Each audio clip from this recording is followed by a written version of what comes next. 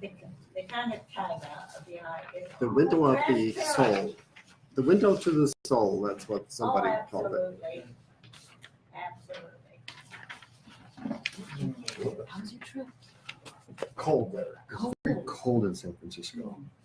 Well, it was. Freezing. Oh, it's cold. Freezing. It was like Well, 50 degrees and Never really have to windy. have an air conditioned vehicle.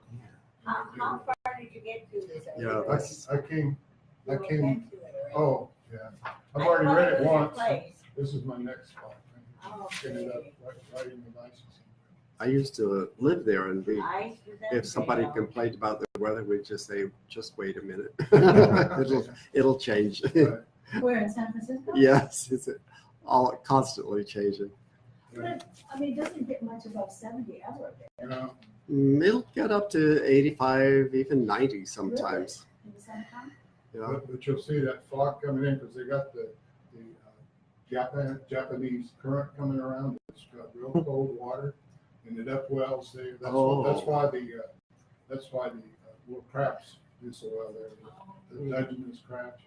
They're all born inside the bay, San Francisco, Oh, and then really? they migrate back out.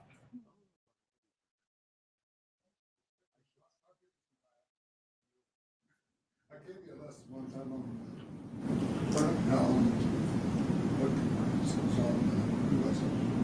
Galileo. Galileo, yeah. Galileo.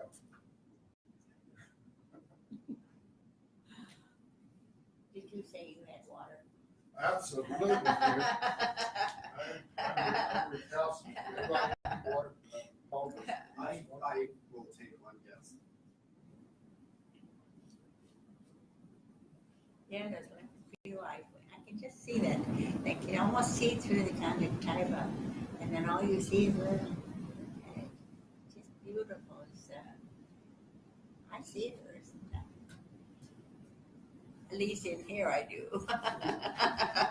It, makes a difference, but your eyes were everything. Yeah, beautiful.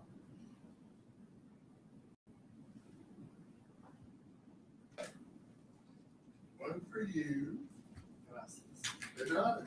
One Just for one for me, you. thank you. I was drinking. Bye.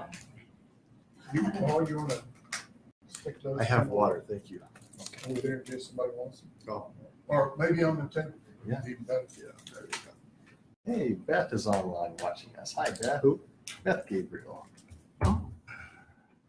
Wanda said she's having problems with her laptop. She's Rhonda's on. Oh, she- Galileo. oh, she got Galileo. She heard that. okay. Cool. So, Rhonda and Beth, if you can hear the audio, please say something. I'm testing the audio here. Yeah, there's, All right. I think that's yes. yeah. Okay. It's funny how there's that delay.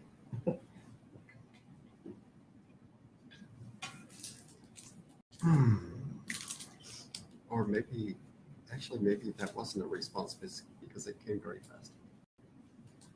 John Segrist. Hey, John. Beth says loud and clear. Okay. Okay.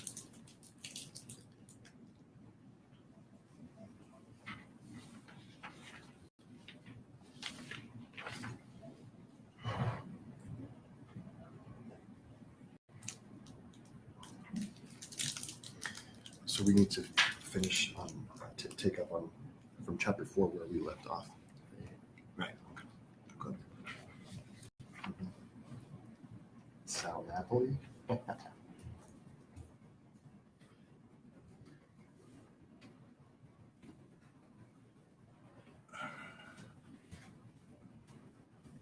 Last time everybody came in after we had started, so there's a chance that could happen again. Here we go.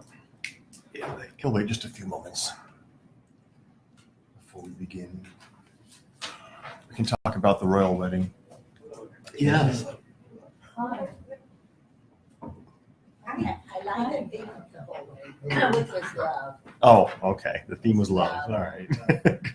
The what was love? Theme. If you don't have love, you don't have God. So but that was the theme of the whole thing, and her gown was so simply beautiful. I should put on my navy hat. Yeah. I took it off earlier. I mean, I don't mind broadcasting in the Navy because it really got me a long ways, but a lot of times people don't like to know VS office. Now, was in the military in the past. But anyway, I was in the Vietnam War. Long time ago when I was a kid. When you were a kid? Yes. You were a 17, Vietnam War hero when you were a 17, kid? 19 years old. Yeah. Oh, okay. I'm thinking A 7 years little old. baby. No, not that small. Okay. I guess 19 is still a kid, isn't it? Floating around in an aircraft carrier.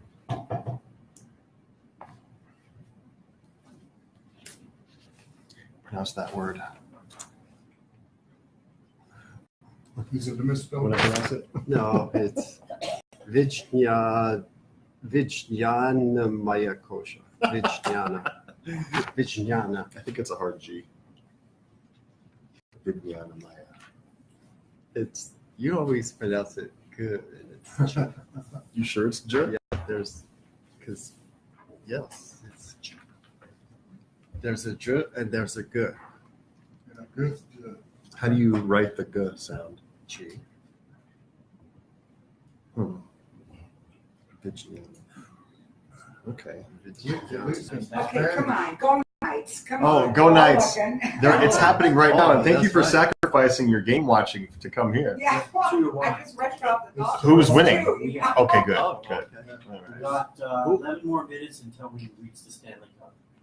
Oh my God. Which period are we in? Third. Is it the third period already? Is the game Go on Knights. now? Oh no, they tied it and then we went ahead. Is It's the like the game other on games. now? It's 2-1. Yeah, Started 2-1. at noon.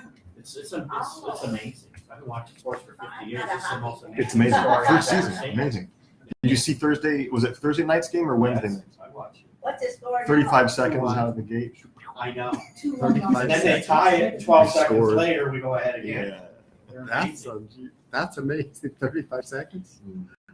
What's gonna happen when the Raiders come and all these other This town's games? gonna go crazy. Chaos. Well, then we Have won't, nobody chaos. will show up to our class We'll anymore. get Super Bowls then. We'll have Super Bowls. He said there'd be 135,000 Perfect place. more to have cars Super in here. The weekend they play here. Raiders, they got it all figured out. And no place to park. This was actually a test today to see who was going to choose our class or the game. Or there's a third option. Does anyone know what the third option is? Bowls. The Electric Daisy Carnival. Oh. That's this weekend. Yeah, I'll give that up to No, people. I'm certainly not. It was a hard. hockey fan. You better let our Sure. people know online Well, what I it is never we're watched talking the about. hockey game, so the I Knights- said go Knights. That's all there is We to lost all our television viewers. No. here. I know. It's just, you know, 'cause I don't get a chance to hear the news because I know. but my That's boys, fine. my boys grew up I'm playing just not a soccer, hockey fan. so I understand hockey a No, little. it's 2:30. Why don't we have Roger read that first? Because sometimes people come The in. rules. Okay. Yeah, exactly, so I enjoyed Good it idea. from the start. I like soccer. I really love soccer. It's game day. We agree, Beth. Well. This is much more It's fun. game day. It's game day. Spiritual enlightenment or dubstep dancing music. More cars out there. So. Well, it's 2:30. Let's get started. Roger, why don't on second thought, why don't we read what you had there first to start us off, and if people trickle in Okay. after 2:30, they can come in. So, can I put the camera on you? You, sir. All right. This is Roger Freeman, everyone, and he owns this office that we're in. He's been a member of our group for years, and he's going to read a passage to us from which book? This is out of The Extraordinary Life and Influence of Helen Blavatsky. That probably wasn't great. Will you point that at me? I didn't do that. I did it. The Extraordinary Life of and Influence of Helena Blavatsky. It's a nice, big, thick book. So it's my second reading of it, and I enjoyed it.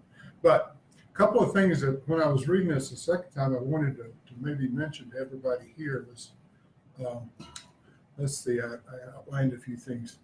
Said there's one difference between the Christian churches and the Theosophical Society, and that is whenever a child is baptized or an adult, he's called a Christian. But to be a theosophist you have to make theosophy a living power of your life. Now, just to make sure everybody knows what theosophy is, I better back up and go over that. That's two Greek words. Theo means God, and Sophia for Sophia, which means wisdom. So it's God's wisdom, the wisdom of God.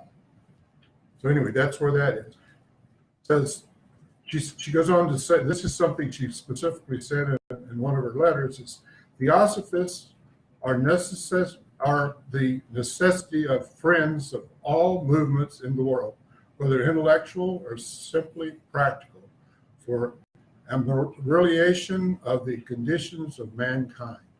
We are the friends of those who fight against drunkenness, against cruelty to animals, against injustice to women, against corruption of society and the government. So that, but she says also, we don't meddle in politics, but she brought that up.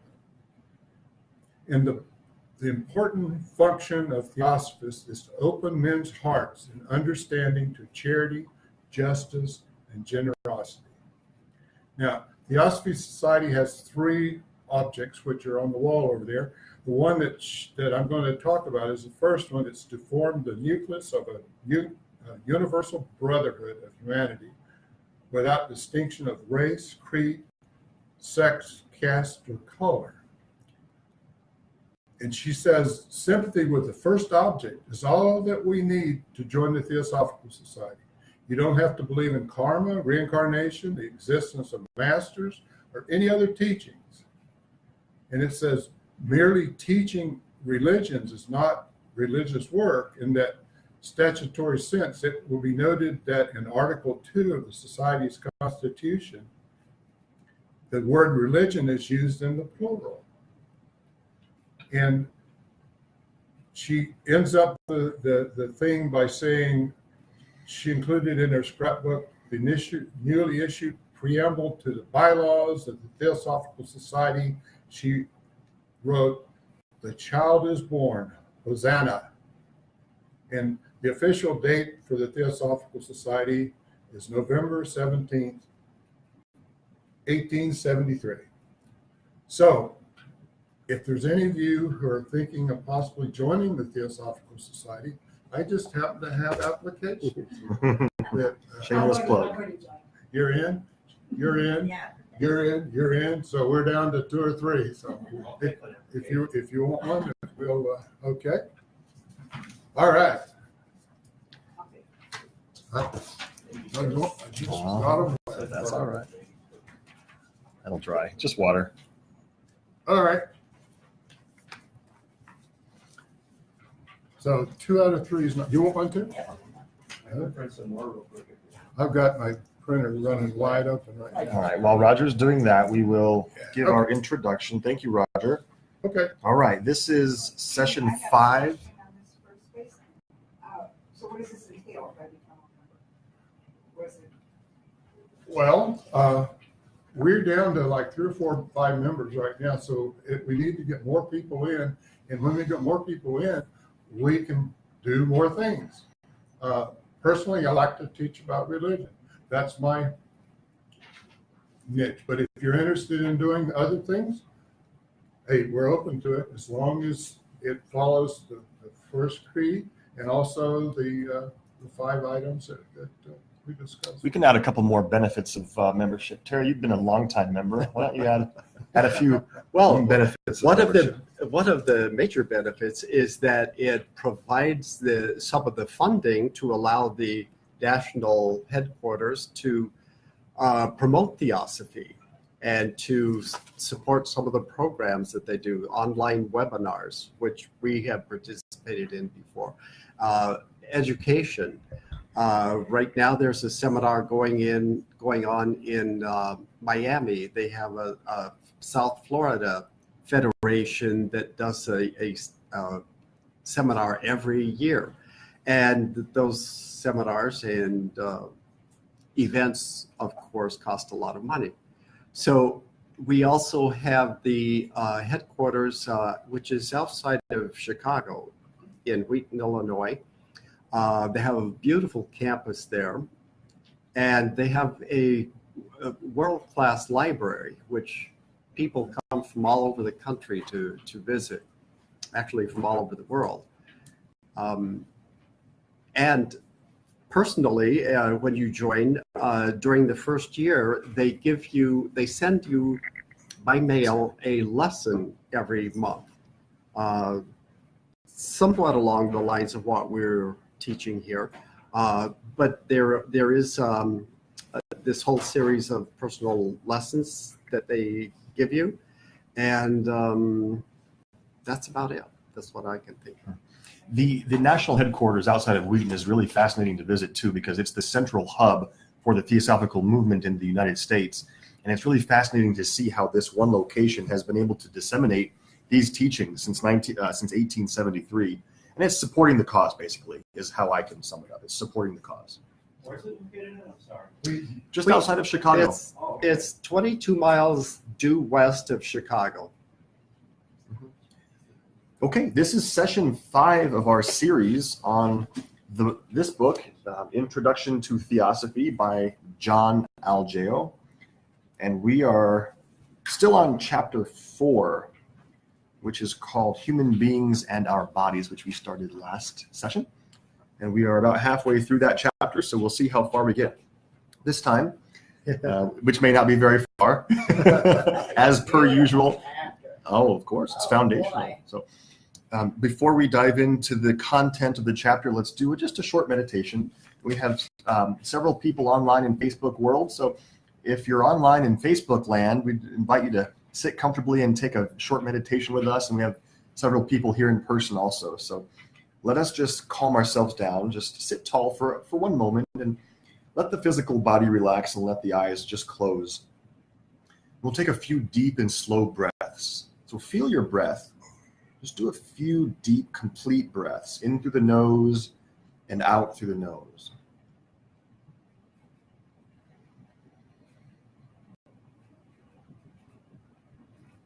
On the inhale, have the intention to energize and vivify the physical body. And each time the body exhales, have the intention to purify and cleanse.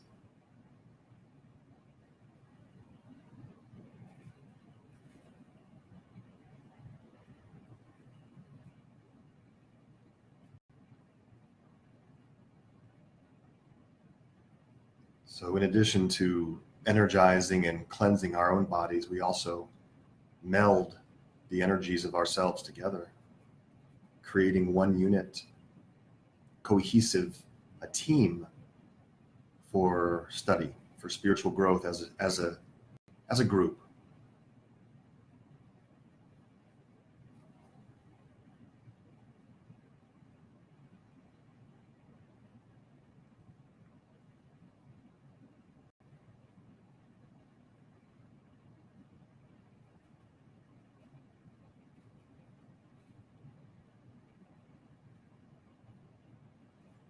We'll chant 3 ohms. Feel free to join in if you'd like. Inhale.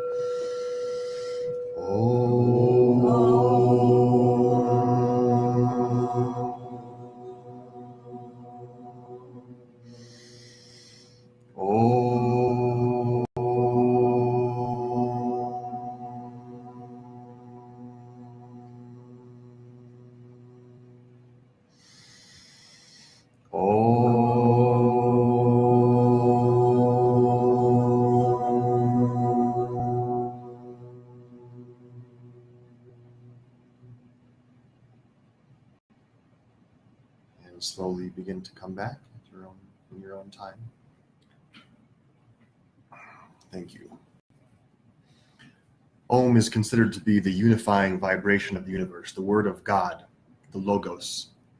And when you chant physically with your physical vocal cords, it's said to bring that energy, that consciousness of the unified life out into the physical world, and it begins to harmonize everything, not only ourselves, but everything in nature.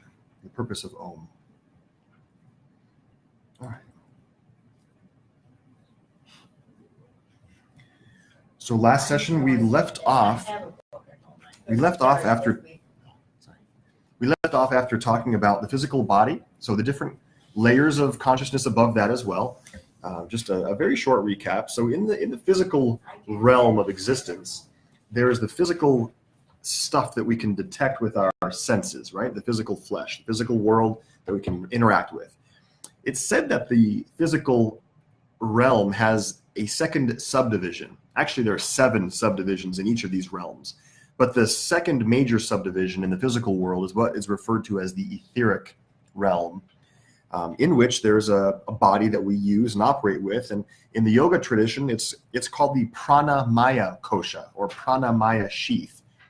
Prana being energy, life force, maya being illusion. And in the theosophical tradition, it's called the etheric body. It's basically our aura, the energy that vivifies our physical body. So those two together make up the physical world. Then the next dimension or level more refined from the physical world is that of the astral realm, or the emotional world. Whenever we have a feeling, an emotion, it's said that that part of our being vibrates. The emotional vehicle is active at that point. It's still matter, it's made up of stuff, but it's less dense and non-detectable by current scientific instruments. That's why science doesn't talk about different realms of existence. They talk about the physical world, and that's it. One level more removed from the emotional world is the mental realm. Now, the mental realm also has various subdivisions. 7, each level has 7, but we're going to talk about the 2 major subdivisions, the lower mental and the higher mental. So last time, did we discuss what the mental realm is, or did we leave off before we even got to that? We discussed the emotional, and we just barely mentioned the Okay. mental part. So if you've studied with Terry and me before, we always talk about this idea of learning to control the emotions, which is emotions are the largest roadblock to spiritual enlightenment, emotions and the ego. Now, emotions don't just happen on their own. They don't just manifest without anything causing them. Who knows what causes emotions? You can't answer. What causes an emotion? Exactly, Rosalie. A thought. A thought causes the emotion. It's not the other way around. Our mental vehicle has to be active first for an emotion to take place. It's like a trickle-down effect. When our mind is active, usually it causes an emotional reaction if the thought form is emotional in nature. And then there's a third corollary. The physical body has a reaction, but it all starts with a thought. So understanding how the mental vehicle works is key to changing our lives. Understanding how our thoughts are formed, what causes certain thoughts to form. Then we can begin to control our emotions, and then, of course, the physical body. So let's dive into what the lower mental world is like. So in the mental realm, we have lower and higher types of thinking. The lower mind has to do with all kinds of concrete thoughts, thoughts that can be put into words, thoughts that have data and facts and figures, things that are easily communicatable. Is that a word? Communicatable? If it's not Communicable. Communicable. That's better. I like that. That's why I keep this guy around. So that's the lower mind. The higher mind is different kinds of thoughts. The mental vehicle is still active when you're thinking higher thoughts, but it's ideas of more grand scale, more worldly, universal in scope, unconditional oneness, love, harmony types of ideas and thoughts. Things that are very difficult to put into words sometimes, grand intuitions and things like that.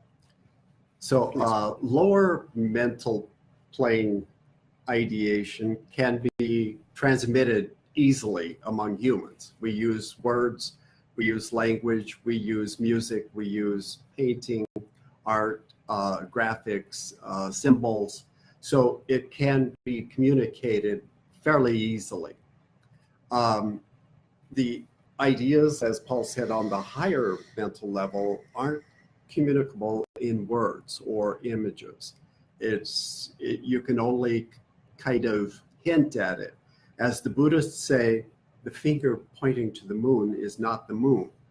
So you can't even use a symbol for thoughts that are on the higher level. And those are the thoughts that you have during meditation, during a vision sometimes, but you try to describe it to somebody else and you'll always fall short. Yeah, I think you're crazy. Well, they can't experience the same thing that you experience. That's the problem. And only if you have somebody who happens to have had the same experience, will they even have an inkling of what you're talking about. But even then, actual communication is not possible.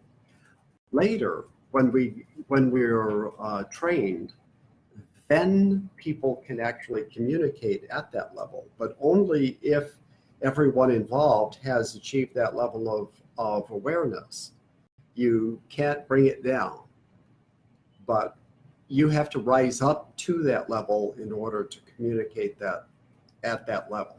At that level, it's no words, it's all mental. Right. And that's why HPB had to spend years in North India and Tibet to be trained, because it is all done by telepathy and by communication at a higher level than we use here. I want to restate also that these levels of reality, or these levels of existence, are not physical locations. And it's a challenging concept to grasp these different realms, because our consciousness seems to be rooted in the physical world. We have these senses that are very powerful. The sense of vision is a very, very powerful sense. And it's that sense of ours that provides the brain with the most input, more than tactile response, sense of smell, taste, and hearing. So we see with these eyes the physical world only. And that's kind of why it's hard for us to reorient our awareness to different realms that you don't detect with your physical senses. Most of us have heard the idea of a sixth sense. Well, we actually have senses on all the different planes of it. We actually have 7 extra senses, 6 additional senses, not just 1 sixth sense, because we have awareness or consciousness in these different realms. So you can't point to them, you can't direct someone to these different realms.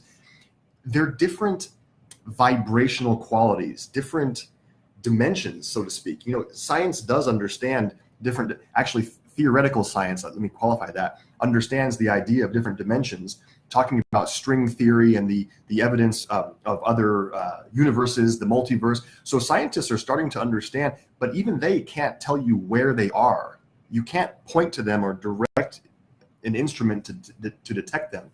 Different vibrational qualities. So the real way to understand is to meditate on it, is to ponder and contemplate these concepts in your quiet moments. One analogy to that is to ask yourself, where do you go when you go to sleep? Obviously, your physical body is right there, and yet you don't feel like you're right there when you're dreaming. When you're unconscious, you're completely unaware of where your physical body is. And while you're dreaming, you're roaming everywhere in a different frame of reference, or in a different reality. So it's sort of the same thing. One thing is that as you gain awareness at different levels, people who have that awareness are able to transmit or to travel, so to speak, to any distance. For example, an adept who is in North India could be watching exactly what's going on here if he chose to, because he has that ability. And it's not anything physical that goes from there to here. It goes at a higher level, and then it creates something. They're able to create what is called a Mayavi Rupa. It's an illusory body, a temporary body, so to speak, and it could be just etheric, or if they choose to, they can actually create a physical one temporarily. And you may or may not be, if you might be able to see it, and you may or may not be able to actually touch it. If you moved your hand through it, it might go right through it. Is it sort of like beaming yourself from one planet to another? Sort of, yes. Yes, exactly. Like Star Trek? Yes, exactly. So these are all some of the cities that yogis aspire to. One of the, not necessarily the goals, not necessarily a goal of yoga, but something that occurs as a practitioner of yoga becomes more and more proficient. And I'm talking about lifetimes of working at it. They develop cities which are different powers. And some of them are the power to see on a microscopic level, or the power to see on a grand level, other planets, et cetera, et cetera. The power to transmit information psychically to another person of the same level of consciousness. So these are definite powers that are developed. It should never be our goal to develop those, because if that's our desire, it indicates we have a lot of selfishness. But they do occur, and they're for the use of in the work that they do on a planetary scale. That's a very important concept. The siddhis, or these powers, do develop as a byproduct, but if those are the goal, the universe somehow always knows our motivation for doing things, and if our motivation is purely selfish in nature, we usually have roadblocks along the way, and the stars usually don't align for us to make rapid progress. But if our intention is to help other people altruistically, and our vision is refined and our consciousness is expanded to such a degree that these powers tend to just manifest on their own, we are given these abilities as almost like a byproduct. And we had a question from one of our students online, Stephanie. She's asking if this is similar to astral travel. And yes, being able to perceive things at a distance or send your consciousness to another location in the physical world through the higher planes has been sometimes referred to as astral travel. Now, Stephanie, to your point, you didn't join us last week, but the astral realm or the astral world is the same thing as the emotional world or the emotional plane. So that's the realm of existence that our consciousness exists in when we're dreaming. And when you dream, it seems 100% real because it is real at that level. Now, our physical body is not involved because it's not in the physical world. Our physical body is safe in bed. But we've used the example many times. If you're falling in a dream, you wake up and your heart is usually pounding because the physical body, as I mentioned at the beginning of class, has the reaction to emotions. And if you're in the emotional world and you're falling, or you're in a fight or in a dangerous situation, the physical body has that reaction. So yes, the term astral travel comes from that. If I could interject, Gene Roddenberry, who did the Star Trek thing, was at the Oscars. Oh. And Oh, so really? he got a lot of that from One.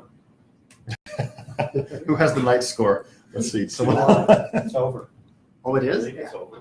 We're Stanley Cup. Oh my finals. gosh. Yeah. All right. It was all because we meditated and sent them the the product. interview. Yeah, That's amazing. They made it. that is amazing. Wow. That's a tough team. Unbelievable. Too. Really tough team. There are a few more notes here. So let's talk a little bit more foundational about how the mental body and the physical brain works. So in modern science, scientists say that when a neuron fires in the physical brain, that's how thoughts are generated. And the thoughts are created by the physical gray matter in your head. And then we say, oh, I'm having a thought. And then we do something in the physical world that corresponds with the thought. Well, in spiritual science, it doesn't work that way. In spiritual science, the mind is not the physical brain. Two different things. The mind is what we're talking about here, the mental body, which is something non-physical. It's part of our being that's more refined. The vibrations that it exists within and among and are non-detectable by physical means, like I mentioned. So when the mental body is active, the physical brain operates as a physical counterpart. So the physical brain is only the interface to the physical world. So the mind can be active without the physical brain being active, but not the other way around. The mind is active first, and the physical brain has a neurological firing in the physical world. And what is your analogy? Is it the Mars rover? Wait. The piano? Oh, I think that was yours. Was that Well, it mine? was. Did I make that up or did you? I think you did. You better say it. And so the analogy is that the brain is actually an instrument, just like a musician. You have a guitar, you have a piano. It doesn't play itself. You can't, although you can have a player piano, but it's Right. not quite the same thing. So the question is a pianist without a piano? You have the ability, but you don't have the instrument. So it requires both of them to be fully functional. In the latter part of Beethoven's life, he was profoundly deaf, and yet he could still compose music. He couldn't hear what the symphony was playing, but he could still compose music, and he knew in his mind what it would sound like when it was played. So these two have to work together in order to have a functional experience. What he was talking about was Beethoven's fifth, and he's a pianist. So Yes. now you know the two, the Yes. connection. In case some people And Paul's a guitarist. So Paul's a guitarist, and I'm a, come on. Engineer. No, you're the engineer. You design the roads in Las Vegas. You're pretty important. So if the pianist doesn't have the piano, it's like the mental body not having the physical brain to interact with it. And science is starting to attest to this, how a person that might be under anesthesia or a near-death experience, for example, the person will have experiences and the EK or the brain monitor will not be registering any activity at all, and yet the person is aware and conscious. And once they're revived or brought back, they will be able to recount exactly what went on in the room, even though there was no brain activity. Doesn't mean there wasn't any mental activity. So that's the difference. Okay. We also talked about something called kama manas last time. So these different vehicles of our being, these different sheaths or koshas that cover our soul, the soul being the highest, most refined part of ourselves, and the different layers covering us down to the physical body, we have different ways to categorize them. And we have something called kama manas, which means the desire mind. And that's the combination of the lower mind, the mental faculty that thinks about concrete things, and the emotional vehicle. Those two together are what's referred to as kama manas.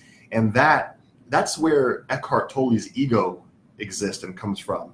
It's the rotation of thoughts and the desires and needs and wants and attractions and repulsions, desiring things. And this is where what our book that we wrote targets directly, understanding how to work with the desire mind, learning how to control it and overcome it so we can reach the higher levels of our being, which is where the purity and complete unconditional love and bliss exists. And then once we can bypass the kama manas, we can then bring the purest elements of ourselves out into the world and make a real difference. So kama manas. And in the yoga tradition, so what we like to do is combine the theosophical teachings with the Far East teachings or Vedantic teachings of yoga. So the kama manas is referred to as also as the manomaya kosha, the mental vehicle in Sanskrit that combines the lower mental and the emotional world. Manomaya kosha. Okay, so higher mind. The higher mind. It's also referred to as the causal body or the causal vehicle. Why is it called the causal vehicle, Terry? Because it stores the causes that you generate during your lifetime. And this is the part of the human makeup that carries over from lifetime to lifetime. We don't generally remember what we did in a past lifetime, and there's a very good reason for that. You didn't live before. What we consider the individual is actually the personality. The true individual begins at the higher mental level. And the three lower bodies, the lower mental, the lower mind, the physical and the emotional, are constructed anew each time a new incarnation occurs. And so all of that experience occurs during a lifetime, but at the end of that lifetime, there's a very long process where that experience is extracted and retained in the causal body, the causes that you have created, the karma that you have created, and then it carries over to the next incarnation. So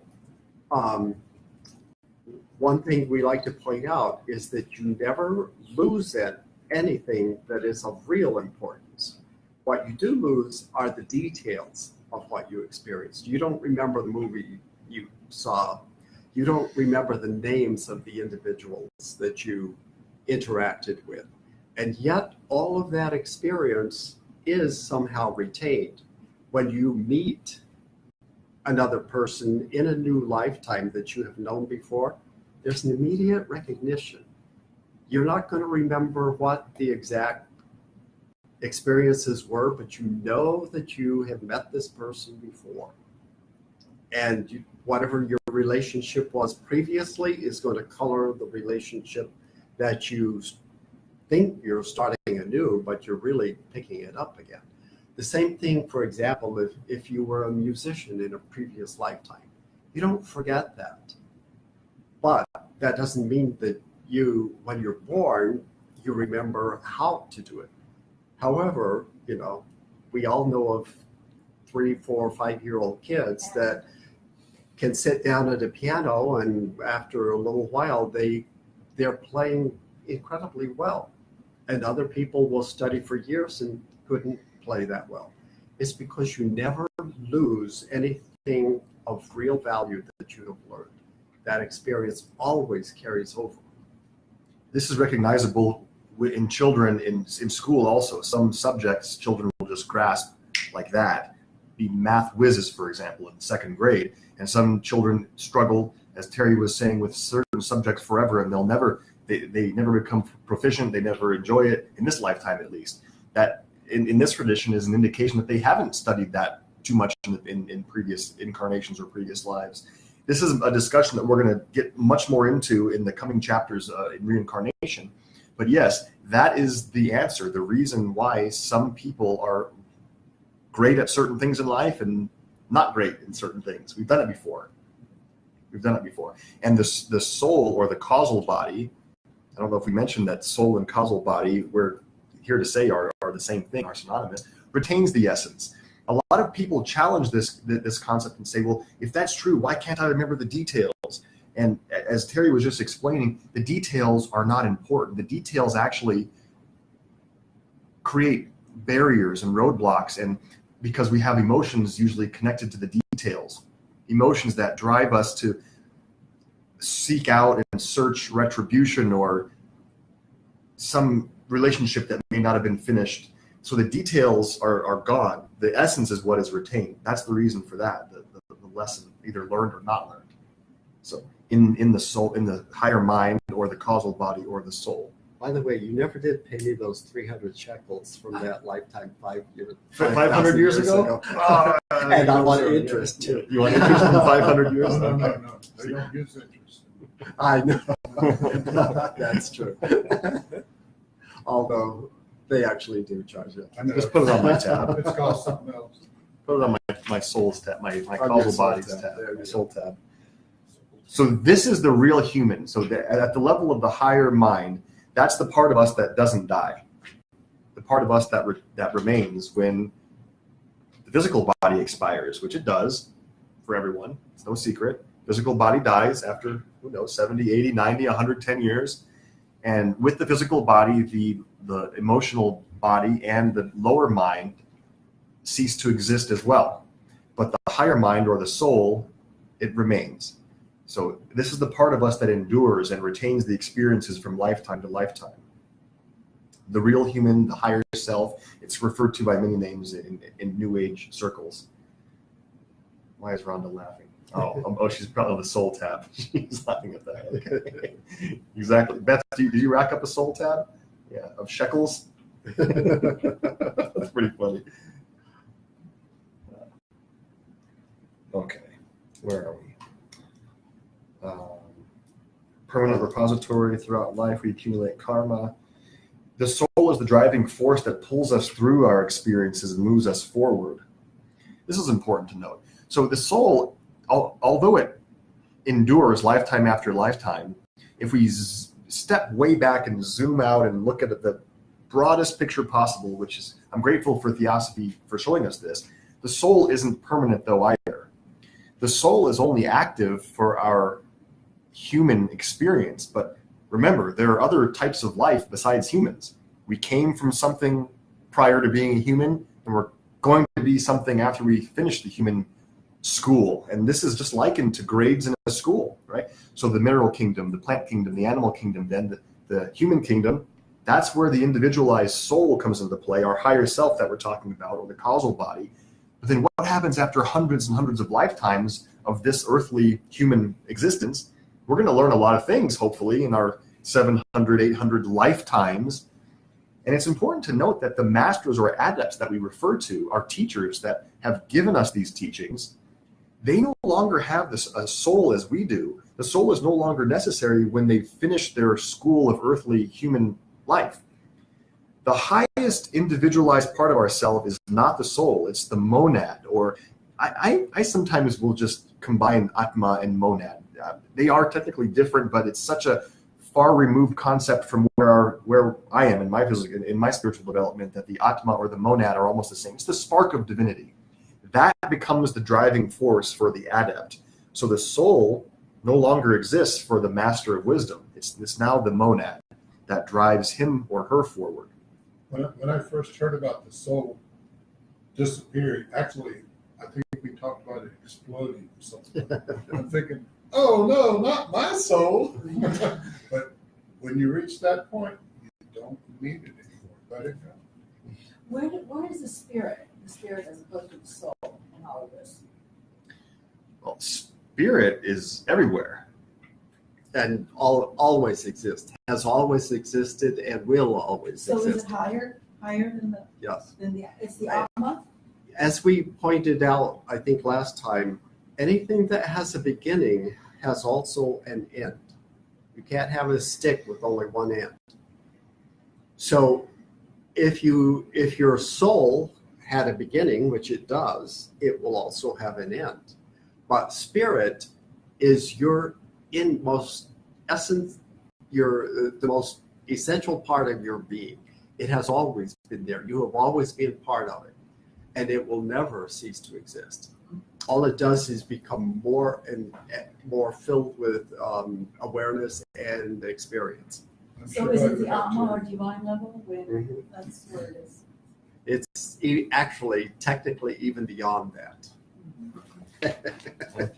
But it's so far removed from our current experience that it's pretty useless to try to even imagine it. This is the chart we're talking about. It's also on page 24 of the book. But if you look at the other side, we are currently operating with a body. We have an intermediary soul, which we're operating in a physical, mental, emotional body. And above that is the driving force, as Paul said, the soul, which oversees that human experience. And then all of that is part of spirit, which there is no end to that. Since these did have a beginning, they will have an end, but spirit has no end. How do we know all this? How do we? Very good question. That's a very, very good question. We know this because of people like HPB and the adept teachers that she communicated with. And they have their own teachers that are more advanced than they are. We have to accept certain things on faith. Faith absolutely has a part in these teachings because we can't know them. It's not like science where it has been all proved by thousands of people, replicated numerous times. these concepts are understandable, like we said, at a much higher level. So for us to try to even remotely begin to comprehend them at our own level, we have to kind of go by a feeling of, does this make sense? Does it touch me? Is there something about it that feels right? And then you put it into practice. It's kind of like what the Buddha said. He said, don't believe anything just because I said it. He said, if it means something to you, try it, put it into practice, see if it works. If it doesn't, discard it. If it does work, then keep it and keep working at it. And you still may discard it at some point. And this is what you have to do. You take what has meaning and seems right, and keep in mind at some point you probably will discard it, either because it's not true or because it's no longer useful. And then you continually move forward. If you ever become dogmatic in your thinking, then you're stuck. You can't really go forward because you've got everything set in concrete and there is no room for a further expansion.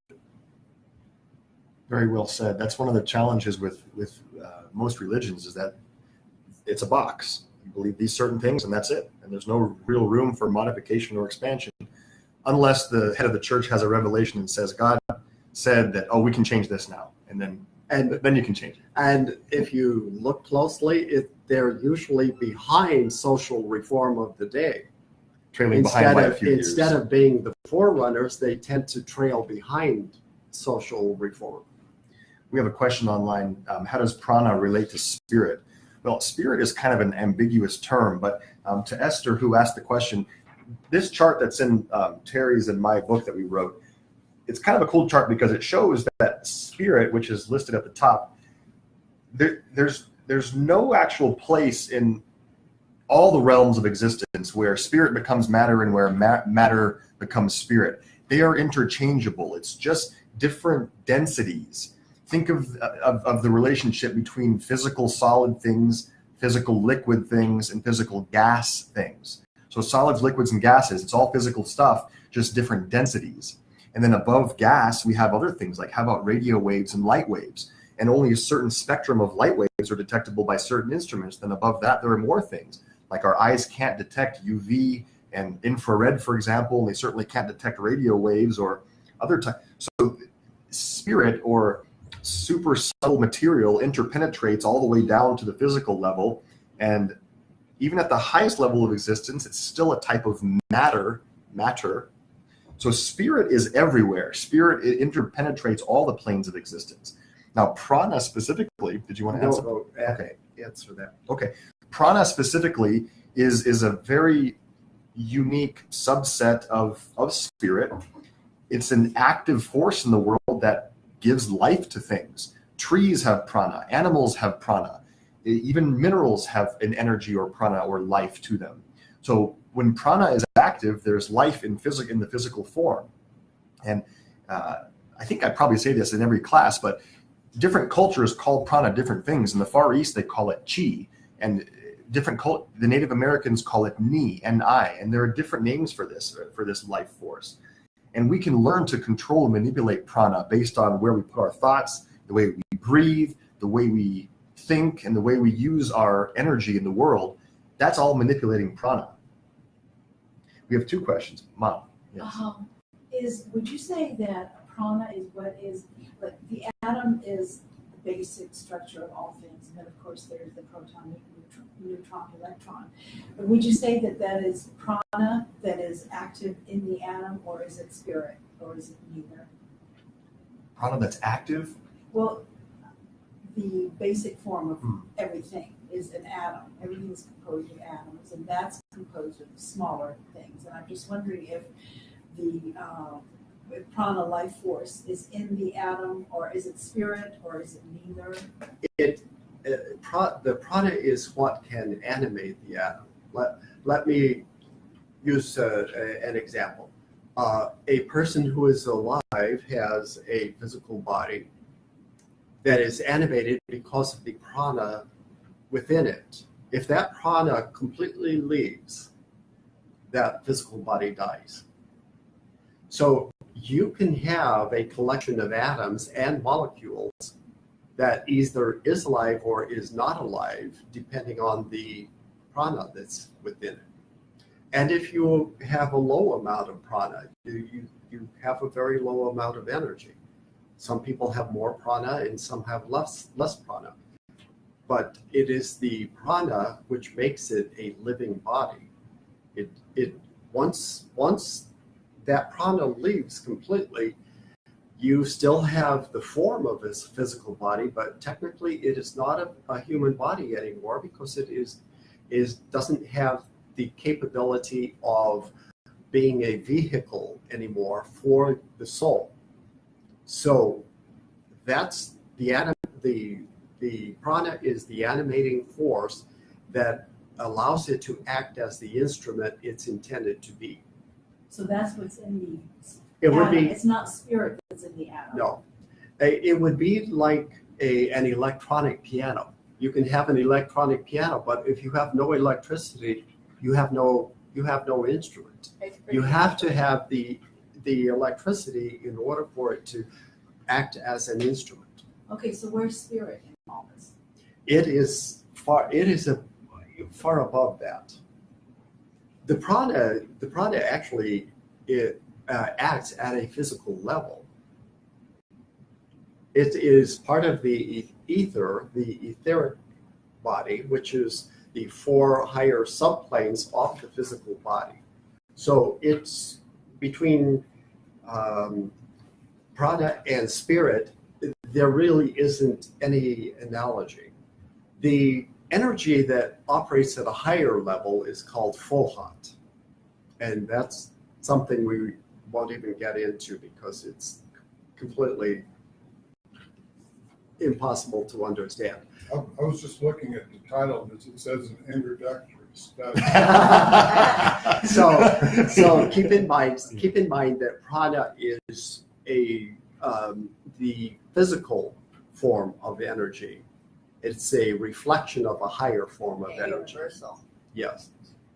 I'm going to have to leave. I can Oh, only, okay. I can only sit so long with this Oh, okay. hip like this, and I would just, I'm so happy I could get here. Thank you for being here, Rosalinda. Yeah, from now on, if she says she can't go, at least I did it this time, and I can do it again. We have a couple more questions online. So Tim, hey, welcome, by the way, Tim. It's great to have you. Tim is asking, so the soul is not prana, and that's correct. Terry kind of just answered that already. Prana is more on the etheric level, which is part of the physical world. It's one stage or one dimension more refined than the physical matter that we interact with, physical things. And it vivifies the physical matter. Now, the soul, as Terry said, does have its own animating force, something very different. And in the yogic tradition, sometimes that's referred to as kundalini energy, but let's not get into that discussion now. Fohat and kundalini are for a totally different talk. But no, the soul itself is not animated by prana. The physical body is animated by prana. And Tim, I think you do have the Ancient Wisdom book. If you turn to page, I believe it's 32 or 33, you see how these levels of existence are stratified. Prana is the level here, and then the soul itself is on the higher mental plane. So it's a completely different realm of existence there. Can I make an analogy just Please. to try to understand this? Please. It would be almost like if you're talking about going to another physical form. When the one physical form ceases to exist, it seems the way you're saying it, tell me if I'm wrong, the prana goes back to the soul, then perhaps the soul sends the prana back to another form. Maybe it's the vehicle between the soul and the new form. That's the way I'm hearing it. That's not the soul, but maybe it's the vehicle that the soul uses to go into another form. It That may is be. one way to I don't explain. I don't know for sure. One thing I want to point out, kind of going back in our discussion about spirit and matter, is that is somewhat analogous to Einstein's theory, E equals mc squared, meaning that energy and matter can change. You can turn matter into energy, you can turn energy into matter. And that's the exact same analogy with spirit. And that is that spirit can become matter, matter can become spirit. It depends on how it is manifesting. In its pure form, it is pure spirit. But the moment it manifests at all, anything whatsoever, then it differentiates. So you could technically say that this matter spirit continuum has always existed and will always exist. Is there spirit in this table? Yes, absolutely. Okay, so, and it's not the atom, it's not anything, spirit is not anything No. physical. Well, it's currently manifesting as physical, but it is absolutely spirit just as much as we are. We like to say that I am an illusion knocking on an illusion. What is this? There's far more space in between the atoms than there is Physical matter. and in fact there's actually no matter. So if you go down deep enough into the substructure of it, it's pure energy. Mm-hmm. Electrons they're just that. They're electrons. They're not. It's not matter actually. That's what the atom. Are electrons prana, life force? No. No. Okay. But There was another. the important thing is that all of these have, the saying, as above, so below. Mhm. Everything operates on different levels. So if you understand what we are experiencing at this level on the physical plane, it has a higher corollary, and even beyond that, it has another higher corollary. Thank you. There was another question from Esther that I wanted just to quickly touch on. I think she's referring to when the physical body dies. She says, so prana leaves and spirit continues. Yes. Prana leaves the physical body, yet the spirit or soul remains. Okay. All right, that's the higher mental body, or also known as causal body, also known as the higher self or the soul. Now, but wait, there's more. Oh, there's more. What's your name? No, Lexi Yeah. vibration. You hadn't touched on that one yet. Oh, so the soul part of our being is naturally in a purified state of existence. The experiences in the physical world and the lower mental and emotional world can be of various natures. Now, vibrations can happen at all different kinds of frequencies.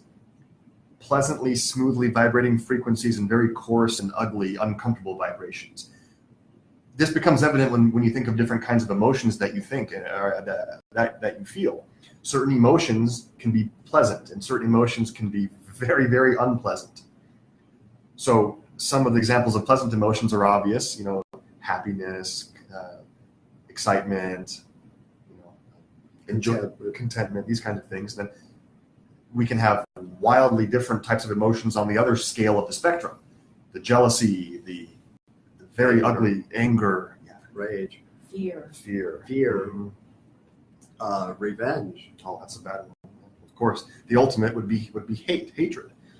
So these kinds of vibrations cannot affect the soul. So the soul is, as I said, it's a naturally blissful consciousness, state of existence. And in that realm, in that world, the world of the higher mind or the soul, nothing of that ugly nature or coarsely vibrating nature can affect the soul. That's our true state. Our true nature is that peaceful, blissful, calm, positively vibrating, subtly existing nature.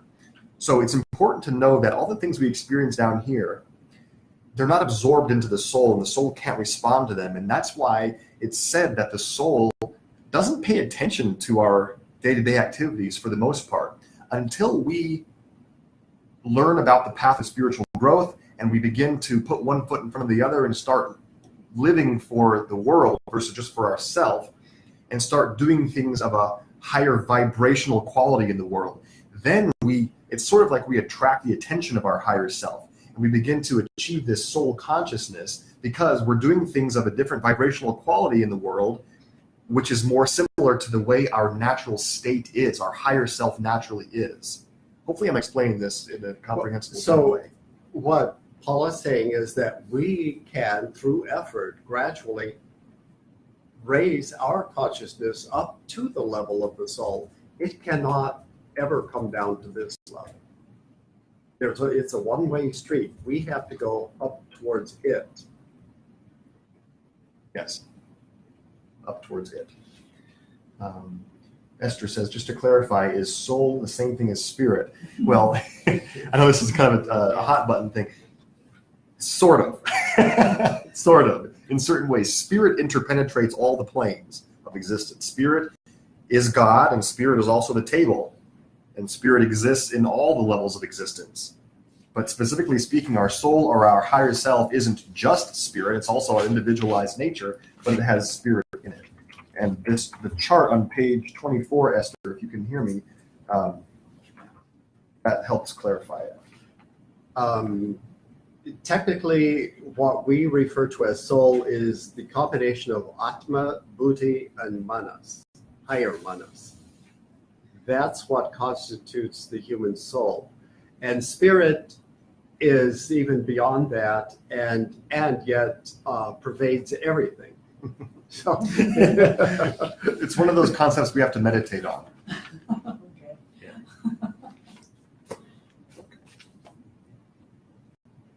All right. But wait, there's more. All right. So the next, we've gone through physical, etheric, emotional, lower mental, higher mental, and now the next level up. And the information becomes scarce at this point because we start to get to levels that are so far removed from our day-to-day consciousness that it doesn't even matter so much what goes on at these higher levels. But the next level, more refined, is what is referred to as the Buddhic plane, Buddhic level of consciousness. And that word sounds similar to the Buddha, which just means awakened or enlightened. And so that's an even higher aspect of ourself, where our buddhi or intuition exists. So some qualities of the Buddhic body, or in the yogic tradition, it's referred to as the Anandamaya Kosha. Ananda meaning bliss, or how would you translate that? Pure happiness, pure bliss. Yeah, Anandamaya Kosha. This is the plane of intuition, not instinct. Different than instinct. Instinct is more like animalistic attraction and innate knowledge of physical things, but intuition is a higher type of receptive quality, reception.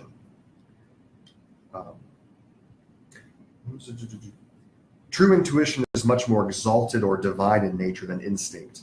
It is reflected in the soul, a soul expression.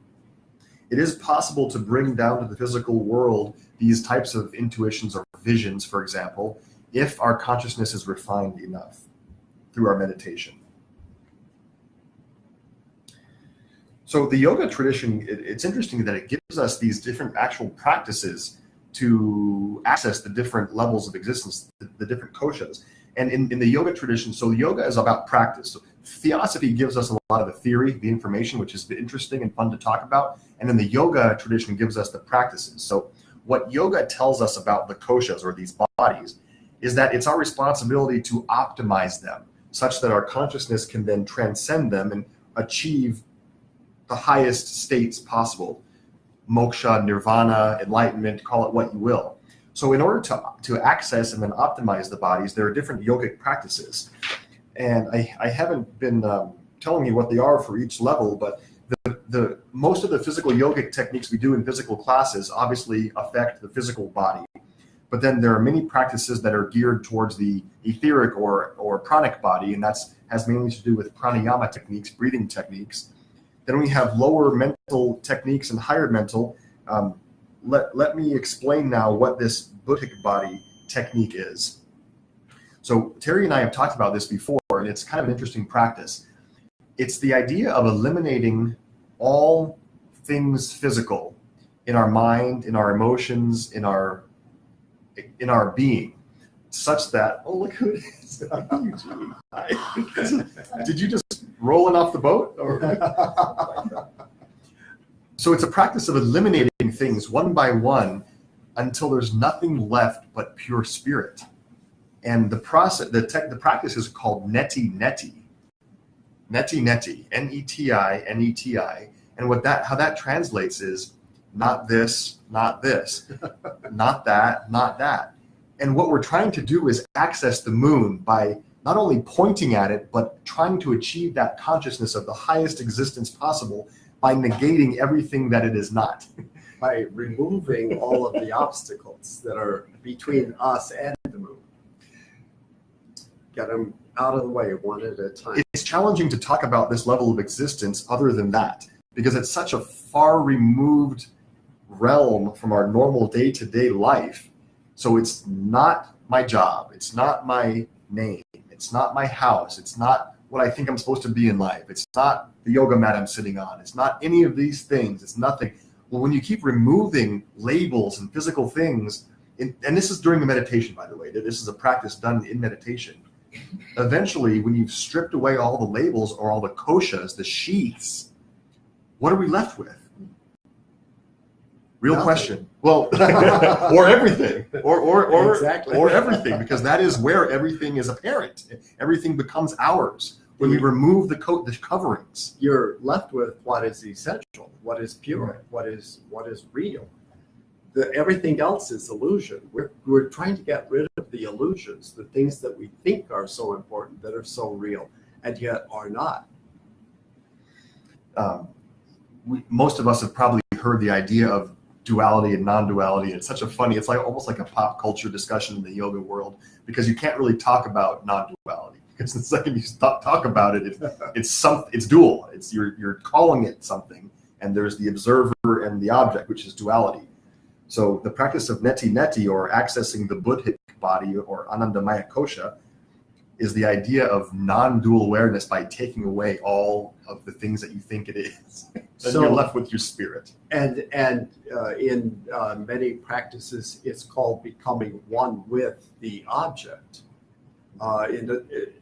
which doesn't really make sense because you're still kind of operating from a dualistic point of view. But what Paul said is absolutely right. It's reducing this space or difference between us and whatever it is that is our goal. Once you become the goal, then that's it. You're there. Now, for those of you who have studied the Raja Yoga or Ashtanga path, the 8-limb path in yoga teaching, that exactly is the goal. That is the 8th limb, the 8th step, which is called samadhi in that context, when you merge with the object of meditation. So up until the 8th limb, up until samadhi, when you're meditating on something, there's you and there's the object of meditation. There are two things.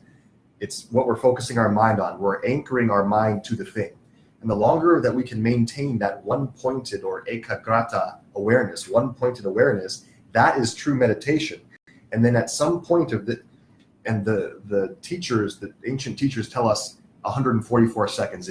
If you can maintain one-pointed awareness and not have one single other thought about anything else, how hard is my cushion, what the temperature is in the room, just exactly one-pointed awareness for 12 times 12 or 144 seconds, don't know where they got that, it's possible to reach samadhi or merge with the object and achieve non-dual awareness. And that's where these Buddhic intuitions are received and transcendence from the physical occurs in these things. It's all fascinating stuff. Somewhat theoretical, but it is practical as well. You can do this by practicing your meditation, practicing one-pointed awareness day in, day out, until we achieve this one-pointedness. That's where we become controllers and masters of our being. We'll no longer have emotions that throw us around in life, no more pushes and pulls towards objects and away from things and happy and sad. Patanjali, the teacher of Raja Yoga, says once we can do this, we will no longer be, he uses the word assaulted by the pairs of opposites in life. Good, bad, light and dark, male and female will no longer be assaulted when we can maintain this one-pointed focus on something. It's worth trying. I think.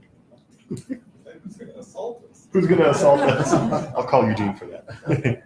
Let me ask you, in all of your studies and practices, have either of you or I mean, the three of you attained Samadhi. some samadhi, or you've been getting near it, and when you attained it, do you know it, and then do you lose it when you wake up? Or I'm in samadhi right now. It's just an illusion that I'm here talking to you. I mean, that might be too personal a question, actually. You can ask. I might answer. It, Want to answer? it does occur to different levels of experience for different people. The answer to one part of your question is absolutely you do know when you have achieved it. What you don't know is whether you have achieved the highest level possible because you haven't experienced it yet. Each time you experience a new level, you are aware that that is something new and that is higher than what you have achieved or experienced before. And yes, once you wake up, there's I don't know how you would say it. It's kind of discombobulating because you have been for a period of time existing at a different higher level of awareness. And now you're having to operate at a different lower level.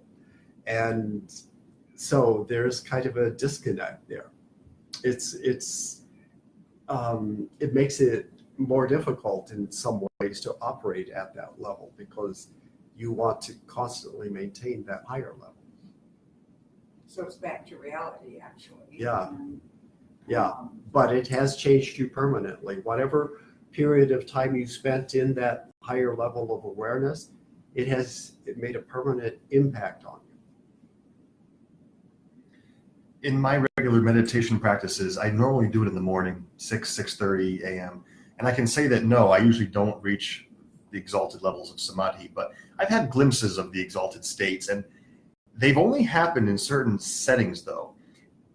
When I was first learning and studying with Terry, we would sometimes, I would sometimes challenge myself to wake up at 2 or 3 in the morning to meditate, which is said to be some of the most special few hours of the day at that period of night, because everything is very calm and it's easier to reach these more refined states of awareness.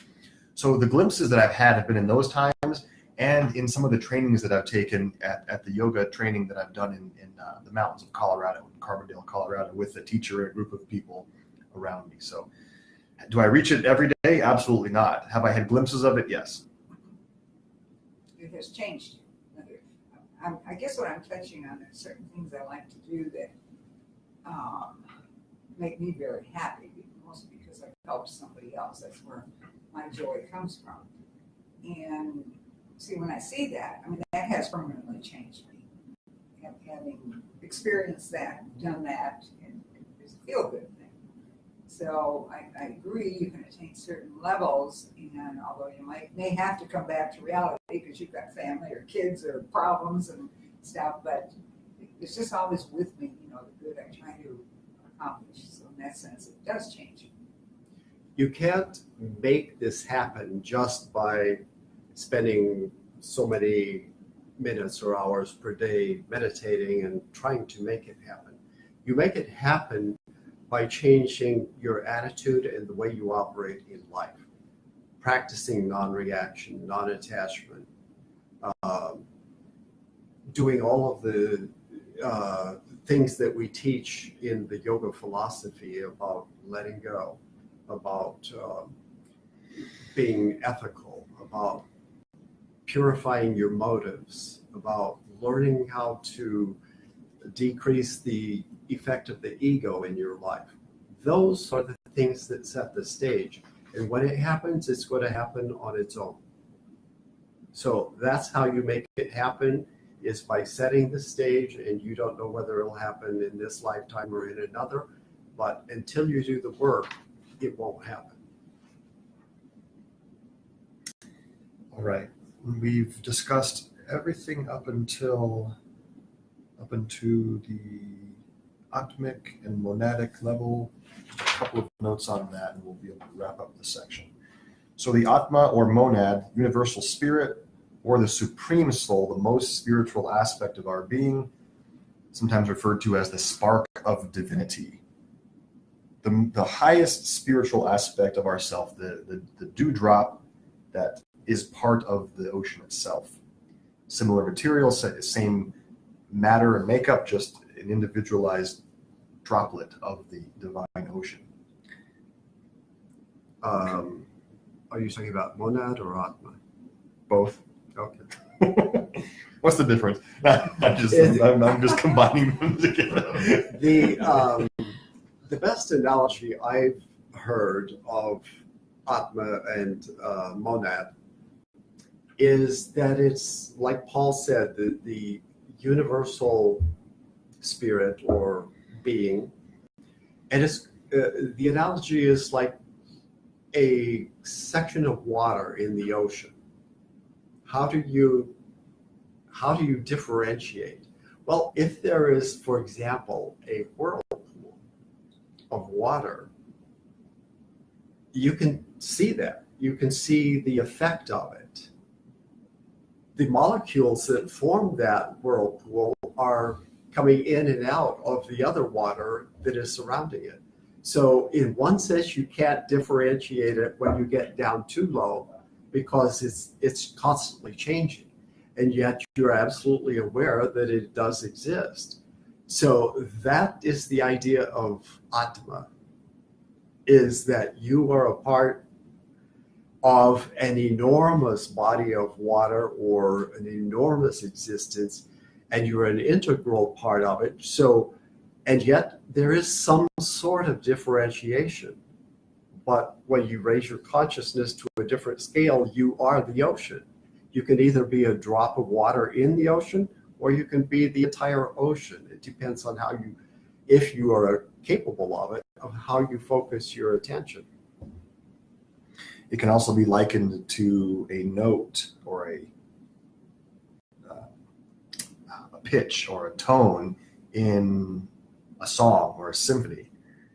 It's part of, and yet one set, or a bar, I maybe should say it better, a bar in a piece of music. It's part of the song, and it is the song itself. And in yoga philosophy, these two are referred to as Atma and Param Atma. Para means above or beyond. So Atma means our spirit or nature or soul, and then Param Atma is the oversoul, or you can call it God, you can call it all of nature, part of the same thing. The last section in this chapter talks about acquiring a new set of bodies, which has to do with reincarnation, which comes up in 2 chapters. So acquiring a new set of bodies. So after the physical body dies, the consciousness does remain active for a period of time. The very next chapter we have, which we're starting, we might not have time to start it today, we probably won't, but the next chapter talks all about the period after death.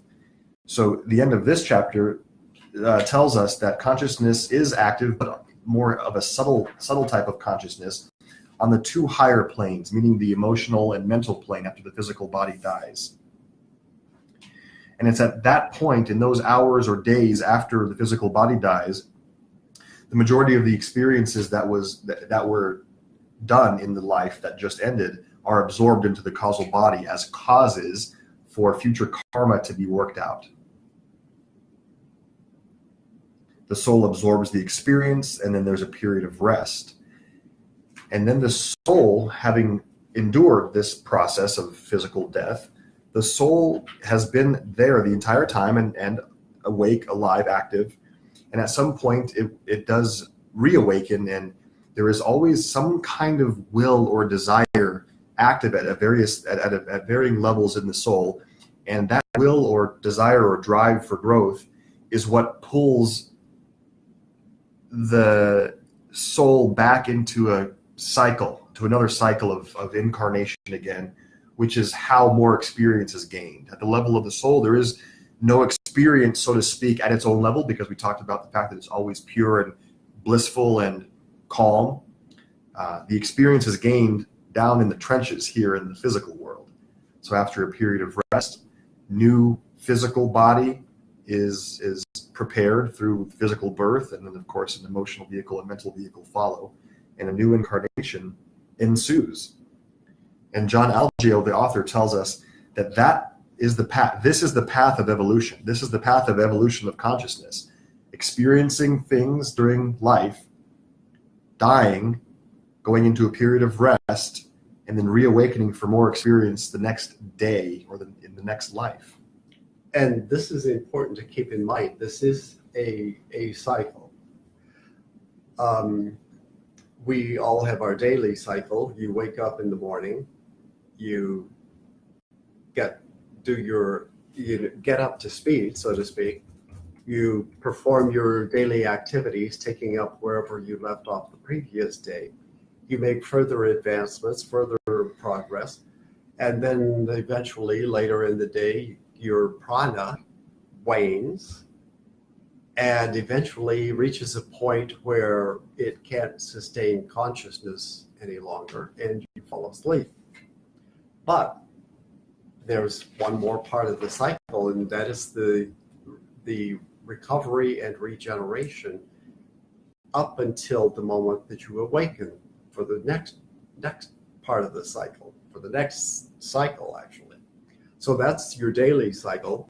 The 4 seasons, the annual cycle of the earth follows a very similar pattern.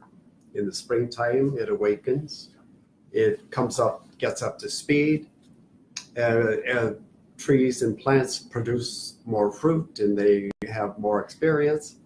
And then eventually, in the fall, they have produced their fruit for the year, and then they go dormant. And that dormancy during the winter is analogous to the period that happens after the physical body dies. So when we're talking about a human incarnation, we're not talking about from death to birth. I mean, from birth to death. We're talking about from birth through the death of the physical body, the experience that happens after that, up until the point of the beginning of the next physical incarnation. So there's still a hidden portion of the cycle, which is what we're going to talk about in our next class. We have a question from Beth. This is a good one. Beth, she's given us a juicy one. She says, don't our human experiences include feeling our emotions? 100%. I struggle with the idea of being non-reactionary or non-attached to our feelings. Okay, there's language there that I would challenge, though. I get that suffering is reduced by not being attached to emotions, but we would miss out on essential human emotions like love and grief. This is going to take the rest of the night to talk about. So cancel all your dinner plans. Let's see. We have 11 minutes. Okay, let's just mention the immediate goal is not to kill out your emotions. As we have, and maybe we haven't pointed out well enough here, every sentient creature, actually even those who are not sentient, have desire. Even an atom has desire, the desire to be active, to do something. An ant has desire. You can watch them carrying their leaves and their activity. They're collecting food. They have desires. They have things that they want to accomplish. A human being obviously has desires, but the head of a planet or a solar system also has desires. Here's the difference. Humans are the only ones who have selfish desires. And this will come out more in future classes. We are the ones who become very self-centered. Animals are centered on group activity. Yes, they are looking for food for themselves, but they're also, sharing food. They make sure that the alpha male or female gets fed first because they're the ones who usually provide the food. And then they also make sure everyone else gets fed. there's much more of a group activity there. That's not the best analogy, but we humans are the ones who get kind of off the natural track of nature. And we often become fixated on our own personal needs, we call them. And they're really desires. And often to the detriment of other people, and sometimes we don't care about that.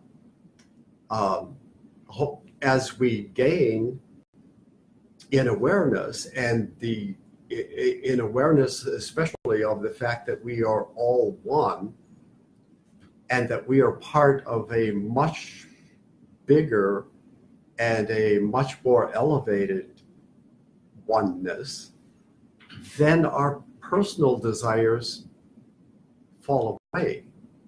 It's because of awareness that these desires and that these emotions are relegated to their proper position. It's because they are no longer that important and eventually lose all importance. Then we're focused only on working towards helping other people and to working for the good of all things, humans, animals, plants, our planet, everything, because everything is important. So yes, we do take care of ourselves so that we are in a position to help the rest of humanity and the rest of our planet.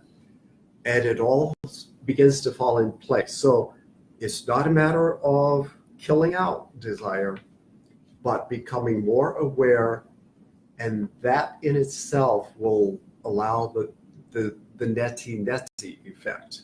It all disappears as we become more aware. Wow. Yeah, exactly. I want to repeat something that we said a little while ago about this pairs of opposites thing. Now, the pairs of opposites, even when we learn to relegate or to temper and be aware of our emotions more, they're never gonna go away altogether. I mean, even the masters of the adepts have a little flare up once in a while, but it's the speed to which they recognize it and neutralize it and neutral. Yeah, exactly. Neutralize it, not euthanize. Yeah, exactly. Yeah, euthanize the emotion. So what Patanjali tells us, the pairs of opposites will cease to assault us or affect us. They're still going to be there. The pairs of opposites will never go away as long as we're in the physical world. We're going to have the emotions, we're going to have the experiences, but it's to what degree are we the yogi about it, and how centered are we going to remain?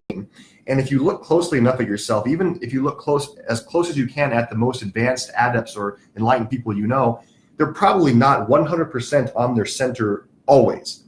It's that their counterbalancing is so fine, it's happening so subtly that it's not perceptible. They don't have these wild swings of emotions, super excited and happy and jumping for joy, and then super disappointed and angry, and they go into a period of depression. They don't have those, but they probably are doing a little counterbalance here and there. And it's that is an indicator of our assaultedness by the pairs of opposites. So they're always going to be there. It's just our ability to manage them. Let's talk a little bit about what are some of the advantages of desires, the things that we are still learning and that we have learned in the past because of our desires and our emotions. For example, most people are motivated by the need to feel important. Isn't that a very basic need to feel like I'm somebody? All you have to do is look at Facebook. Everybody's looking for validation, aren't they? Like this, how many likes do I have on this? It's all about feeling like I'm somebody. Nobody wants to be nobody, right? So what do? They first of all try to be successful, which means to make money. Often means a relationship or marriage. It can mean having a very good job that makes a lot of money. It can be having a car that attracts a lot of attention, or a house. All of these things are things that that are caused by desires. And yet, what do? We learn how to work. We learn how to set and achieve goals. We learn how to get other people to help us to achieve our goals. And we learn methods, and we often have to go to school, for example, to learn enough so that we can achieve these goals. So there are lots of positive things that we have acquired because of this. But what is not so important are the actual objects that we got: the boat, the house, the car, the jewelry, the Gucci, etc., etc. Yes, our desire is what helps us get those, but then once we achieve the goal, we're like, well, now what? Now I've got to set a higher goal. So yes, the desires are very important. In fact, they're essential. But eventually, as our awareness gets to a certain point, we realize, okay, I've achieved everything I need to on a personal level, and I actually want to get rid of all of that stuff. But what can I do with the experience that I've achieved? Now I can put it to use on a global scale. I can help humanity. I can go to, a poor country, and I can devote my time and effort and the money that I've accumulated to helping people learn how to achieve things for themselves. And once you become more humanitarian in your approach and more altruistic, all of these things that you learned because you were extremely selfish in the past now can be turned around and used to help other people achieve their goals. I think your question's important. It's one of the first ones I ever had as a beginning theosophist, was how do you balance out the interaction with emotion? And as you're sitting here talking about it today, I think one of the insights that came from looking at emotion and how it affects us is how similar the negative and the positive emotions are. Like how hard some people work at being on the negative side as their way of reinforcing their interaction with life, and how similar the positive and the negative really are in the experience. And I think that's something I learned by stepping back and at least questioning how our emotions affect us and how much we want to engage in the game of our ego and emotions as they play out. When you realize that the executive changing the world is maybe not that different than the homeless person that's creating chaos in a different way. They're both egos. They're both ego. So for me, that was, not a very advanced theosophist. That was something I work on, and that observation is something I think I've come up with. By doing that, just by being aware of how we're affected by either the joy of the royal wedding or, some homeless person on the side of the street, they're not that different. So I think that's one of the practices. Are there any questions online? No questions as of right now. One thing that I just want to emphasize is that this process is very slow. If you become impatient, then you're making it more difficult for yourself. People who want to, they grasp a little bit of this and they want to run with it, and then they trip, and then they become injured, and then it actually takes them far longer than if they had just gone one step at a time and been very methodical in their approach. This is the right way to do it, very slowly.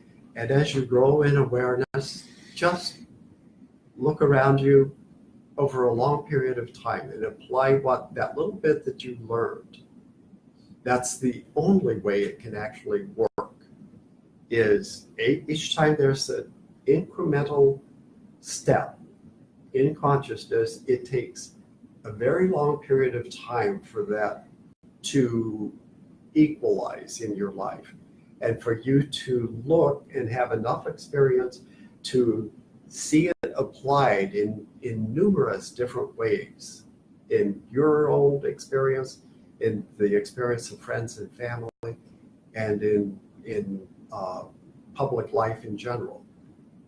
It takes a long time for that to kind of settle out, and then you're ready for a next incremental step. It's one of the reasons we don't get too concerned when we have people who only come to class 1 or 2 times. Sometimes that little bit that they learn is enough to last them for 10 years or more. It may take that long for that little bit of information to actually make a difference and to open up a new level of awareness. But even when we do get the insight, it still takes a long period of time to apply it. Don't, whatever you do, get in a big hurry. It's 4:02, so we need to finish soon, but there are a couple more points that we want to make before we just wrap up. I'm going to comment on what you just said about taking small incremental steps. A little bit of my evolutionary story with this. Eugene was talking earlier about how he was a new theosophist many years ago. Now he's an advanced theosophist. And I was new when I met with Terry in 2006. And this particular concept that he's talking about right now, about taking one thing that makes sense to you and applying it into your life and seeing how that one thing can put the pieces of the big puzzle together for you. That's been big for me because that concept takes so much of the pressure off of life. When I was young, I thought that I had to do it all. And I thought, oh my gosh, I have to be, what's the most affecting job that I can be when I grow up? President. I want to be president, but not of the United States. I want to be president of the world. That's what I wanted because I thought that I had to do the most important thing and affect the most people. And that was during my teens, actually. And then when I met this guy and realized, okay, one lifetime is almost no time at all in the grand scheme of my soul's life. Wow, okay, so that means I have hundreds more to do this. All right, so what's most important now? Well, let me just put my vision right here on my current path. Where's this foot landing on the dirt right here? And what's the next piece of dirt my next step is going to be on? And how can I make that step the most effective right here? Yes, I know I'm going way there in the future, but right now what's most important? Let me make this step the most solid-footed, assuredly stable step on my path that I can make it. That took off so much pressure for me, and that made the life, that made my world and my life change perspective 100%. So I love that concept. Take one thing that works for you, see how it can change your life, and just do that. And then when you're ready for the next one, cool. Then you're ready for the next one. Thank you for that. It's 4:05. Let's see. Rhonda says it's awesome to see the E-Man live and in person. He's waving, Rhonda. Esther asked, can you elaborate, please? Consciousness, Atma, spirit, much confusion on whether consciousness is constant or not. Let's pick that up again next class because we're over our time.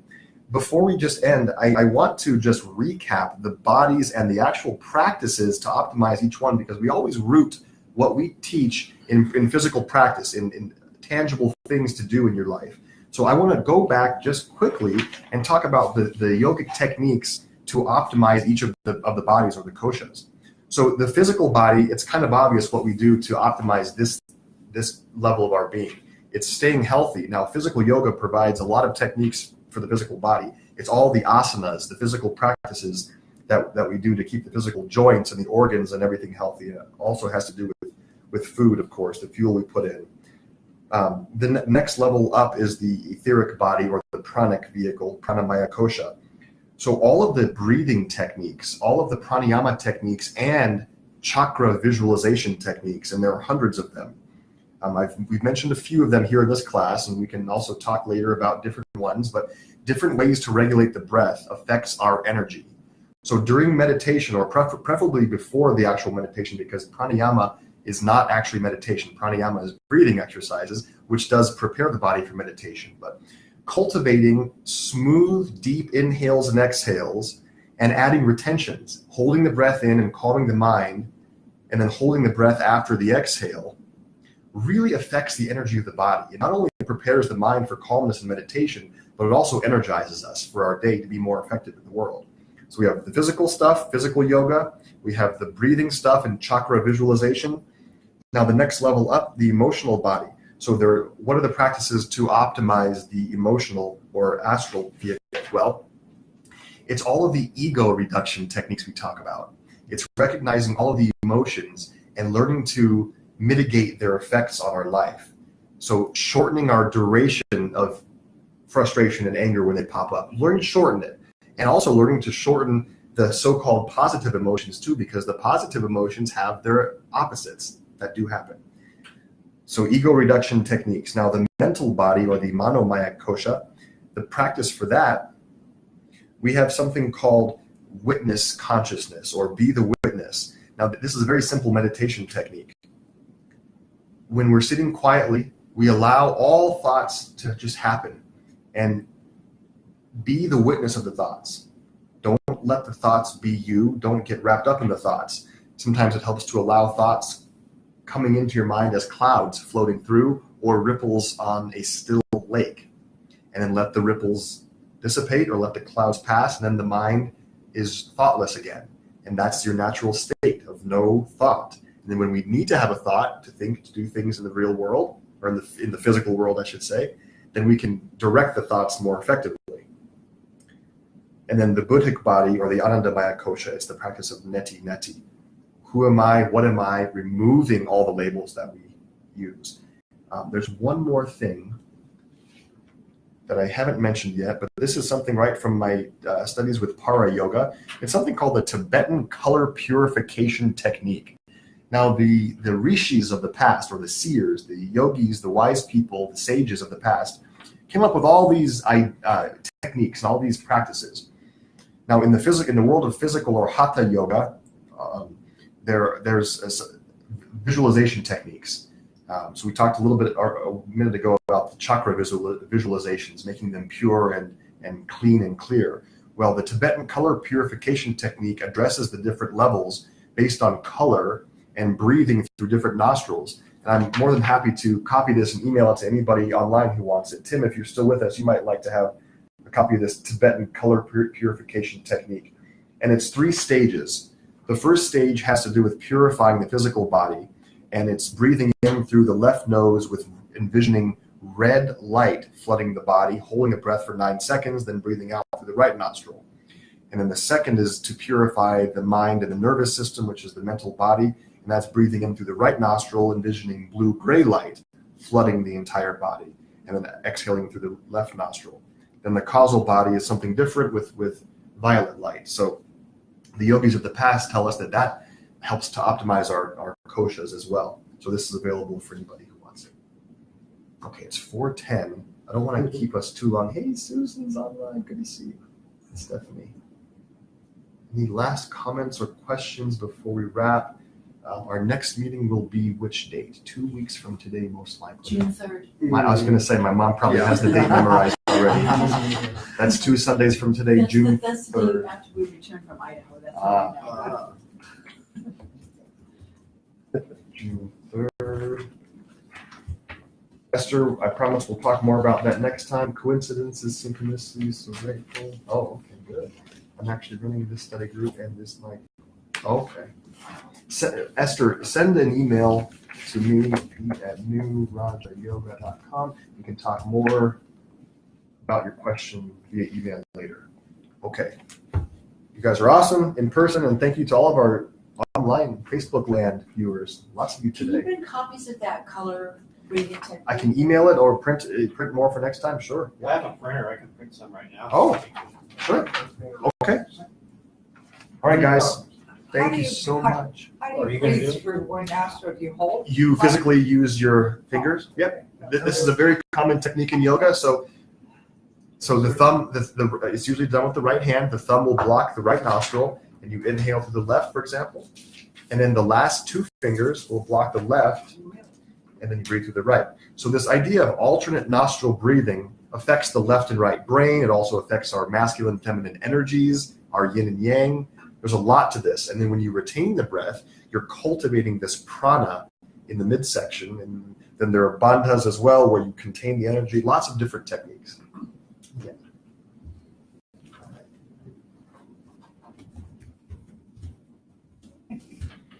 Nice to see you. Nice to see you. Oh, the rest of my troop, they just could not make it today. One's over in Europe. Deborah's daughter is here from India. Oh, okay. So, Looks good you can make it. I was questioning the girls on golfing. I said, come on, move along, move along. Do you want a copy of that? I would, I definitely.